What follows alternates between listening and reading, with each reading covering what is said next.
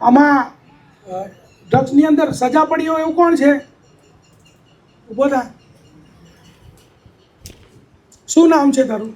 મારું નામ મોહમ્મદ સલીમ ગુલામ મુસ્તફા છે. કેટલા વર્ષની સજા પડી? મેં 12 વર્ષ કાપીને આવ્યો સાહેબ. 12 વર્ષ. કઈ સાલમાં ગયો હતો? હું 2004માં હતો સાહેબ. ક્યારે છૂટ્યો? 2016માં છૂટ્યો સાહેબ. અત્યારે પ્રવૃત્તિ કરે છે? ના, અત્યારે ઝીંગા મચ્છીનો ધંધો છે સાહેબ મારો.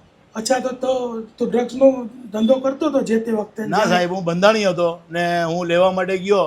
હવે વેપારીના ત્યાં રેડ પડી ગઈ તો એમાં મને પણ ઉચકવામાં આવ્યું ને એમાં મને પણ એ લોકોનો નંબર કાઢી બનાવવામાં આવ્યો સાહેબ. તો પણ તને 12 વર્ષની સજા પડી જી સાહેબ. તો તારા ઘર પરિવારનું શું થયું? બહુ હેરાન પરેશાન થઈ ગયા હતા સાહેબ. મારા છોકરાઓને એટલી તકલીફ પડી છે સાહેબ. એ લોકોના કોઈ અરમાન મેં પૂરો નહીં કરી શક્યો સાહેબ. એ લોકો અધૂરા રહી ગયા સાહેબ. સજા 20 વર્ષની જોગવાઈ છે, બરાબર?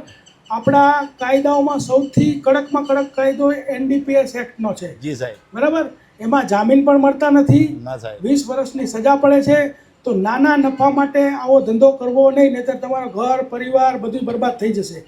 તમને એવું થશે કે ભાઈ થોડોક નફો કમાઈ લઈએ, પણ તો બીજા યુવાધન પણ બરબાદ થશે અને તમે જેલમાં જશો. તમને કોઈ કોર્ટ પણ જામીન નહીં આપે અને તમે જ્યારે તમને સજા પડશે ત્યારે તમારું ઘર પરિવાર કેવી રીતે ચાલશે એનું કંઈ નક્કી જ નથી હોતું. એટલે તમે આવો શોર્ટકટ જે છે ને એ છોડી દેજો, બરાબર? અને કોર્ટ ઉપરાંત અમે પણ સજા કરશું, બરાબર? એટલે એ તો ખાસ તમે યાદ રાખજો. બેસી જા.